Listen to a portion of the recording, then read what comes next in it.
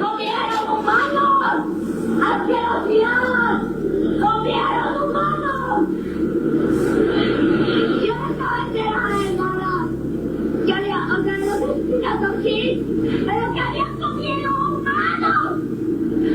Humanos. Muere la carne humana.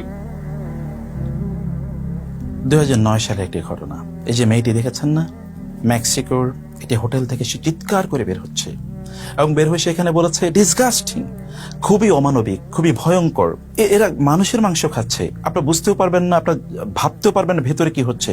এরা মানুষের মাংস খাচ্ছে, মানুষের, এবং এরা মানুষের মাংসগুলোকে স্মেল করছে। আমি ভাবতেও পারি না এরকম ঘটনা করছে। এই যে মেয়েটি গ্যাব্রিয়েল রিকো, পরবর্তীতে আর তাকে খুঁজে পাওয়া যায়নি। 2009 সালের কথা বলছি। বিশ্বাস করুন, গত দুদিন আমি ঘুমাতে পারি না।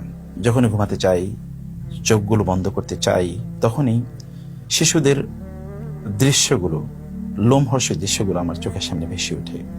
শিশু পাচার, কন্যা, একেবারে শিশু 3 থেকে 9 বছরের বাচ্চাদের উপর যে অমানবিক, অমানসিক, পাশবিক যৌন নির্যাতন করা হয়েছে, সেগুলো আমার চোখের সামনে যখন ভেসে ওঠে, তখন আমার চিৎকার করে কাঁদতে মনে চায়।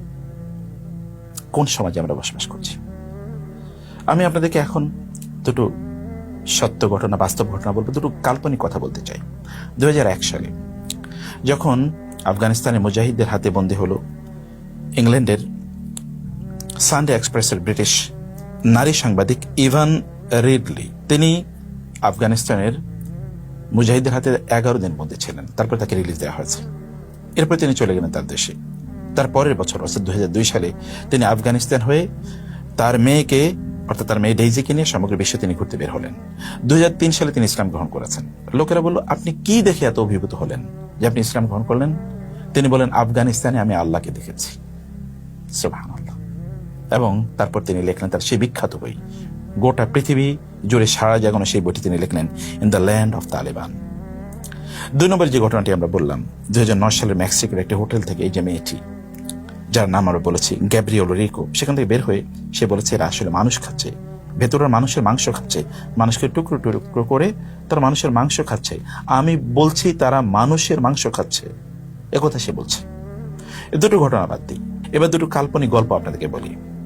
ধরুন, পশ্চিমে যদি কারো 100 কোটি টাকা থাকে, তখন তিনি সবচেয়ে দামি একটা গাড়ি কেনেন, খুবই প্রাসাদের মতো করে বাড়ি তিনি বানান এবং আনন্দ ফুর্তির মধ্যে তিনি তার জীবন কাটান। যদি তার 1000 কোটি টাকা থাকে, তখন তার প্রাইভেট জেট থাকে, প্রাইভেট জাহাজ থাকে, রণতরী অর্থাৎ তার ভ্রমণতরী থাকে, এগুলো নিয়ে তিনি বিভিন্ন জায়গায় ঘুরে ঘুরে বেড়ান। আর যদি তারা বিলিয়নিয়ার হয়, তখন তারা মানুষের মাংস খায়। আবার বলছি, তারা মানুষের মাংস খায়, এবং যারা শিশু তাদের মাংস খায়, যারা কন্যা শিশু তাদের মাংস খায়। তারা তাদেরকে কাটে, ফ্রাই করে এবং তাদেরকে বারবিকিউ করে তাদের মাংস তারা খায়। এই দুটো ঘটনার বাইরে আরেকটি কল্পকাহিনী আপনাকে বলি। ধরুন, আপনার কোন একটা কন্যা সন্তান, তার বয়স 3 থেকে 9, অথবা ধরুন তার বয়স 10 থেকে 15, এরকম একটি সময় তার কাছে কোন একটা ইমেল আসছিল যে তোমাকে তোমার একাডেমিক এক্সেলেন্সের জন্য তোমাকে স্কলারশিপ দেওয়া হলো, তোমাকে ওই ইউনিভার্সিটিতে বা ওই কলেজে তোমাকে পড়ানো হবে, তোমাকে প্রচুর পরিমাণ ইন্টেলেকচুয়াল আউটপুট তোমাকে দেওয়া হবে, ইত্যকার খুব বিশাল লোভ তার সামনে তুলে ধরা হলো। অথবা তাকে কিছু ফান্ডও দেওয়া হলো, অথবা তাকে বলা হলো তুমি সেলিব্রিটির সাথে থাকতে পারবে বা তাদের সাথে তুমি ক্যারিয়ার করতে পারবে। এরকম বলে আপনি খুবই আনন্দিত এবং আপনার কন্যা সন্তান আনন্দিত। তারপরে তাকে তুলে দিলেন বিমানে, ফ্লাইটে। তাকে যখন বিমানবন্দরে নামলো, তখন তাকে পার্সোনাল কোনো একটা জেটে করে তাকে নিয়ে যাওয়া হলো এমন একটা জায়গায়, যেখানে গিয়ে সে দেখলো তার স্বপ্নে সে মানুষগুলো, যাদের কথা সে এতদিন শুনে বড় হয়েছে, যে তাদের মতো হতে হবে, তাদের মতো এরকম প্রভাবশালী, সম্পদশালী, ক্রিয়েটিভ, ডায়নামিক হতে হবে, এরকম ইন্টেলেকচুয়াল, সাইন্টিফিক, মানে এমন কিছু হতে হবে। গিয়ে দেখলো তাদেরকে সেখানে, কিন্তু তার হঠাৎ মুহূর্তের মধ্যে তার স্বপ্নভঙ্গ হলো। যাদের কথা তিনি এতদিন শুনেছেন, আপনার মেয়ে, তারা তার সামনে এরকম ডেমনের মতো এসে দাঁড়িয়েছে। অর্থাৎ তাদের চেহারায় কেমন লোলুপ দৃষ্টি, কেমন যেন হিংস্র একটা ভাব তাদের মধ্যে আছে, এবং তারা তার দিকে এগিয়ে আসে হিংস্র থাবা নিয়ে। কি যেন তারা একটা করতে চায়। এই মেয়েটি বোঝার আগেই তারা তার উপর ঝাঁপিয়ে পড়লো, তার উপর যৌন নির্যাতন করলো। তাকে তারা এমন ভাবে তার উপর নির্যাতন চালালো, যেটু মানব ইতিহাসে এরকম নজির খুঁজে পাওয়া খুবই দায়। এই দুটো কল্পকাহিনীর পর এবার আপনাদেরকে আমরা বলি যে সত্যি কি এরকম কিছু ঘটতে পারে? হ্যাঁ, আপনারা যদি জেফ্রি অ্যাপস্টাইন এবং তার স্ত্রী এবং তার সহযোগী ম্যাক্সওয়েলের কথা আপনারা জানেন, যেগুলো আমরা গত কয়েকদিন যাবত দেখেছি যে হাজার হাজার নথি ফাঁস হয়েছে তাদের ব্যাপারে, 30 লক্ষ নথিপত্র, 2 লক্ষ প্রায় ফটোগ্রাফি এবং 2000 ভিডিও পাবলিশ হয়েছে, যেগুলোতে এমন ন্যাক্কারজনক, অমানবিক এবং যৌন নির্যাতনমূলক মানে যেটা পাশবিক নির্যাতনমূলক এমন কিছু সিনারিও আছে যেটি আপনি শুনলে আপনার মানে শরীর এর লোমগুলো আপনি দাঁড়িয়ে যাবে। আপনি চিন্তা করতে পারবেন মানুষ কি এরকম কিছু করতে পারে? তারা যেটা করেছে তা হচ্ছে যে অ্যাপস্টাইন মানে জেফ্রি অ্যাপস্টাইন এবং তার স্ত্রী তারা মিলে ফ্লোরিডায়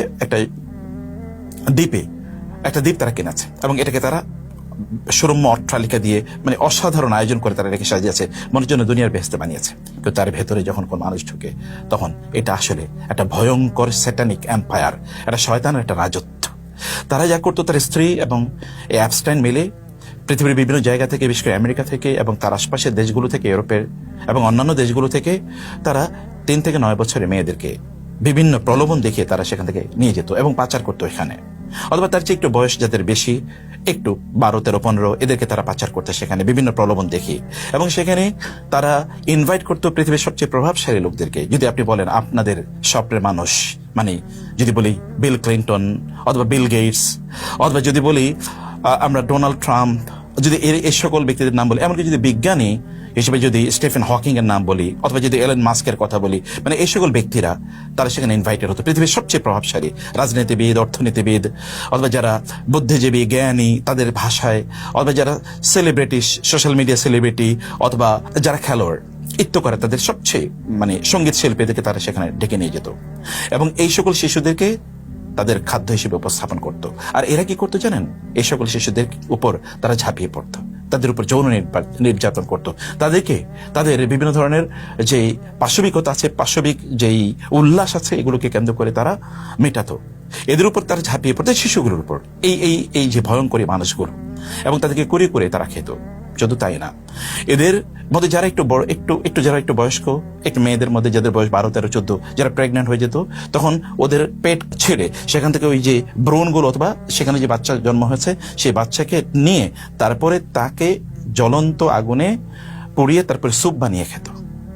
আবার কখনো কখনো এই শিশুদেরকে যৌন নির্যাতনের মুখে বাচ্চাগুলো মারা যেত, তখন তাদেরকে তারা হত্যা করতো, জবাই করতো, মারতো তাদের মাংসগুলো, তারপরে কেটে কেটে এরপরে ফ্রাই করে অথবা বারবিকিউ করে তারপরে তারা খেত। কখনো কখনো এমনও হয়েছে যে এই সকল শিশুদের পেটের নাড়িভুড়িগুলো, মানে যখন তারা মারা যেত, নাড়িভুড়িগুলো বের করে ওইখানে যে ময়লা অর্থাৎ পায়খানা থাকতো, এগুলো তারা কুটে কুটে খেত এবং তারা উল্লাস করত। আপনি ভাবতে পারেন আপনাদের যাদেরকে আদর্শ হিসেবে দেখছি আমরা, যারা গোটা পৃথিবী জুড়ে মানবাধিকারের কথা বলছে, নারী অধিকারের কথা বলছে, যারা আমাদেরকে সভ্যতা শেখাতে আসে, তারাই এই কাজগুলো করছে। এটা 1টা 2টা নথির কথা না, এটা 30 লক্ষ নথি যেগুলো পাবলিশড হয়েছে। তার বাইরে তো আরো অনেক কিছু আছেই। এবং এগুলো নিয়ে যখন কথা বলতে গিয়েছিল, যেমন একজনের কথা আমরা বলেছি যে গ্যাব্রিয়েলো রিকো, আরেকজন সাংবাদিকের নাম ছিল ব্রাউন, এই দুজন যখন এটা নিয়ে কথা বলতে গিয়েছে তখন তারা পৃথিবী থেকে গায়েব হয়ে গেছে, তাদেরকে আর কোথাও খুঁজে পাওয়া যায়নি। আর আমরা যে জেফ্রি অ্যাপস্টাইন এবং তার স্ত্রী এবং ম্যাক্সওয়েলের কথা বলেছি, এরা 3জনই হচ্ছে মোসাদের স্পাই, মানে মোসাদের গোয়েন্দা।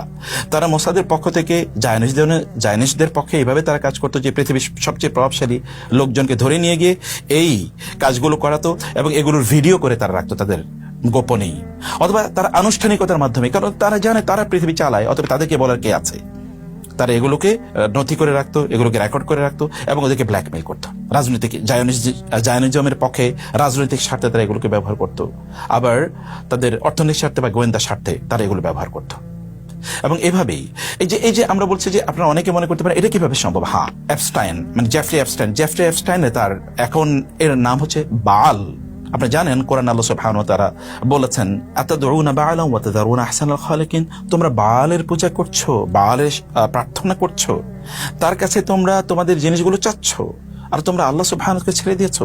মানে প্রাচীন জেরুজালেম এই অঞ্চলের যারা হিব্রু ছিল, তারা ইহুদি হওয়ার পূর্বে তারা মূলত বাল নামক একটা মূর্তির তারা পূজা করতো। এটা ছিল হিংস্র একটা প্রাণী এবং ঈসা আলাইহিস সালাতু ওয়াস সালামের বিরোধিতা এই বাল করেছে বলে বাইবেলে পর্যন্ত উল্লেখও আছে।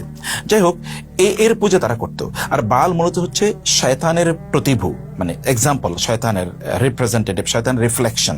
অতএব স্যাটানিক এম্পায়ার, দাজ্জালীয় সভ্যতা, শয়তানের রাজত্ব নির্মাণ মূলত এই বায়ালের মাধ্যমেই তারা করতে চেয়েছে। এটাই মূলত তাদের লক্ষ্য এবং উদ্দেশ্য। একবার চিন্তা করে দেখুন, যারা আমাদেরকে মানবাধিকারের কথা বলে, নারী অধিকারের কথা বলে, এবং আমাদের দেশেও দেখি নারীবাদীরা যাদেরকে আমাদের সামনে উদাহরণ হিসেবে উপস্থাপন করছে, তাদের অবস্থা এরকম।